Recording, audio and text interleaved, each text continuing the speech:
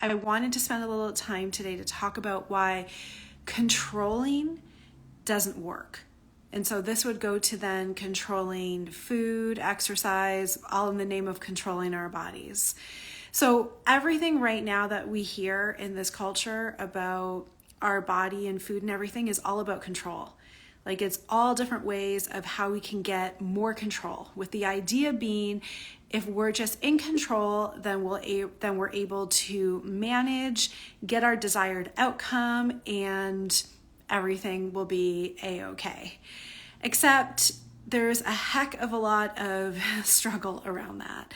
And if it really worked, we wouldn't need a bajillion diet and exercise programs and always the new way of this is the way that's finally going to work, because as you know, everything else just always fails.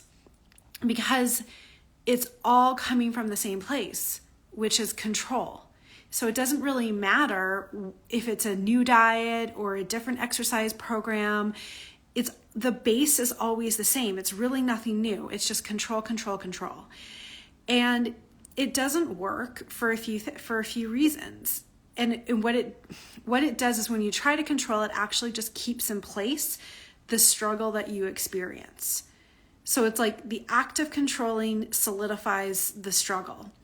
And I'll try to use an example of this. So if you're trying to follow a diet program and we all know how it goes, right? Like it starts out well in the beginning, you feel in control, everything feels good, but then eventually things go awry. So whether it's you just find it difficult to fit the diet plan into the restaurant you're going to, or it's not enough calories and so you're hungry and so your body's fighting back to get nourished, whatever it may be, something's going to happen where you're struggling to follow it.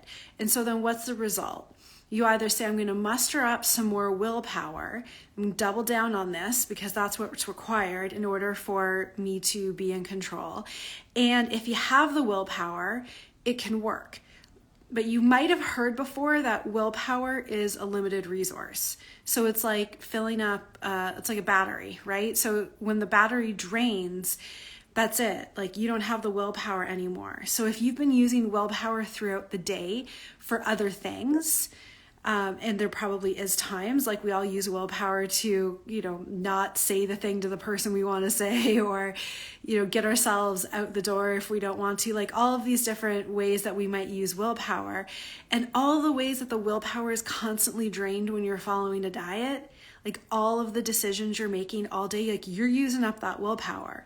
So it makes sense that by the end of the day, you're drained, and that's most likely when you're going to go on a binge or fall off your plan or whatever. So that's one reason why it doesn't work. So what happens? You lose this willpower, you go off the plan, and now the mind starts coming in and starts beating yourself up, right? Start shaming, blaming yourself. You're a failure. Why can't you do this? You suck. Like, the words, whatever your mind says to you, you don't feel good. And so but then the mind will also say, okay, well, what's the answer? Like now we don't feel good again. So muster up that willpower and let's keep going with this diet back to control. So control ends up putting this clamp on us to begin with. It doesn't allow you to move through life with ease and a free flow, because life is flowing, right? Like life is not a linear thing that always happens. Our minds, we would like it to be so we can predict everything, but then again, we'd find it boring. But anyways, life is flowing. Life is always changing. And when you try to control that and stop that, you lose. Like life is going to keep going. And so you muster up that willpower, which you have limited resource of, so then you feel like a failure, and then you shame and blame yourself, and then the cycle continues. So the act of control itself just ends up like starting the whole process. It's like, it's what makes things, it like makes it worse. It's like everything would have been fine except we decided we needed to control, right? And now it starts this circular process and you're stuck and you don't get out of it. And so the answer just keeps being like, control more, but then things break down and then you can't, but then control more. And then you feel like crap and because everything broke down and you shame yourself, so control more. And so it just keeps going like this in a circle. And it's the new diet and it's the new program. Like it never ends. It doesn't end. I'm telling you now, it doesn't end. This goes on for life. And you might sometimes think, like, I often wonder if sometimes you think like, oh, when I'm 80 years old, like I won't care anymore and like then I'll get to rest. But then the first thing I would say is, do you want to wait until you're 80 to rest? And also, and I've had several people confirm this who work in like long-term care facilities or nursing homes, like those people are still dieting. Like they're 80, 90 years old, they're still dieting. So this mindset of control, it doesn't work. It can only work for a limited time. Now there's some people who may do it, like for whatever reason, maybe they have a certain personality or whatnot. Like, you know, some people just really designed to be maybe rigid or super, super disciplined, like just how their mind body works. It can even be a trauma response. Like there's lots of reasons why you would be like that. Maybe for those few people, it might work. But I'd even question like for those few people, are they happy or do they just feel like they have no other way? Right? So even people who are super disciplined and controlled, a lot of times that's driven by just, they're so fearing the feelings that might come up if they let go of control, right? So that's not even necessarily a happy way to live. So the act of trying to control just ends up making things worse. Okay, so then you're probably thinking like, okay, so well, either you're thinking, yes, like I want to let go of control. I don't like being in this cycle. I don't want to feel this anymore. But holy crap, the idea of not being in control, like just letting it all rip, don't want to be facing that. And yeah, I get that. It's like, what's the other reason why you control? Because you don't like feeling out of control. And here's the thing about that. In order to break free of that cycle of control, you have to go through a phase of feeling out of control. You have to. You don't get to go around it. And so those are the choices. Like there's got to be this middle part that you have to go through that's going to feel rotten, and there's going to be some icky stuff there. You're going to be having to look at the stuff you've been not wanting to face, that you've been using control for. It feels scary. And the thing is that up until this point, you probably not known how to deal with that, right? Which is why you've gone to control in the first place, to avoid it. And I get that, like, makes sense. Yeah, like if you don't know how to deal with it, do what you know. But if you're at a point where you feel like, I can't live in this cycle of control anymore, or I want the ability to know something different in my life, to actually be a bit more free, to actually go with this flow of life and not, you can kind of think of it like if you're sailing down a river and it's really rocky, you want to be able to kind of go with the flow and maneuver the sails around the rocks instead of going down the river and crashing it into every rock along the way. Either way, you're going down the river, right? Like it's the flow of life, but the control, it's, maybe this isn't the best metaphor if you're like, but isn't control steering or whatever? But anyways, just go with me on this. It's like the control sometimes is when you're trying to fight the flow of the river. Let's put it that way.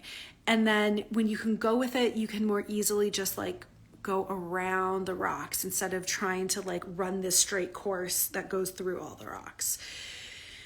But you have to go through that messy middle part. You have to go through the hard part. So there is a way to go through it though. That's the whole thing. You can go through it. It just means though you're going to be feeling these emotions. You're going to be having a lot of thoughts that are going to come up and kind of go crazy. But when you can develop the ability to see the thoughts for what's happening and learn how to actually sit with and feel the emotions and realize that they're not going to kill you and that you're going to get through this, you can move through that phase. And that phase is worth it, because when you do get through it, you are changed. You're a changed person after that. And you really now are living life differently. You really are open to being in the flow of life. You're knowing your worth and your value so much deeper. It's not contingent anymore on things needing to be exactly how they are, needing to be a certain size, looking a certain way. I mean, when you have that, what else can you apply that to in life? Like everything. I mean, isn't that what everybody wants anyways? Is just to feel good. It's just that we've been taught, or we've only known, that if we can control to avoid feeling those negative feelings, then we'll be happy. But as you know, it only works for so long. Like, it's not going to last. And then you just keep going in this cycle. So getting through that middle part, that's where the healing takes place. So that stuff that's going to come up is stuff that wants to be healed. And when you can face that and move through that and know that it takes time, longer than you want. Dieting and everything and controlling is all about quick solutions and promises, but it doesn't actually deal with any of the shit. It doesn't. It just kind of is like, you can stay back there and like, hopefully we can get through this life where like, I never have to deal with you. But it's always there. It's always like just at your shoulder. You know, it's always trying to creep up. But if you can just say like, okay, I know that this is going to be challenging, but I'm going to have this courage to move through this part, to meet what it is that's there, that just really just wants to be seen and felt and heard and accepted. When that can be processed, that's when everything opens up. That's when those denser energies that you're feeling of those heavier emotions start to release. And that's when you can meet life and be with life in a so much more easeful way and not feeling so down and insecure and scared about everything and about yourself. Like, it really just makes for a more easeful life. That messy middle is hard. There's no other way to say it. And you don't have to do it right away. You know, you can kind of like hang out there for a little bit. I like to think of it as this long tunnel. Like, it's a dark tunnel that when you're in it, you cannot see the other side. So like when you start walking in, you're like, oh crap, oh crap, oh crap. And then you're like, oh, but I still see the light out there behind me. I'm just going to go run back there because that feels safe. I know that. But then eventually it's like, you're there forever, right? Like, that's your life. And it's not, honestly, it's not bad or wrong, but it is a choice, and it's a smaller life, right? Like, it just is. If you want something more, it's like we got to go through that tunnel. It's the hero's journey. It's like all the movies where the person comes out at the end and they're victorious, but they went through a lot of crap to get there. You know, that's what it's like. And so you keep walking through that tunnel, and then eventually you start to see the light on the other side. But there's a point where it's dark and you are like, holy crap, get me the hell out of here, right? And that is exactly why, and I'm going to share now that is why I do the coaching work that I do. It's like literally for that. So you don't have to do it alone, and you can work with somebody who's been through the tunnel. Because I have been through the tunnel and I know how hard it is. But yet I've developed a lot of practices and techniques and ways of understanding the mind and our feelings that make it easier to get through that tunnel. So that's what I'm here for. If you're at that point and you want support, just reach out to me and we'll talk.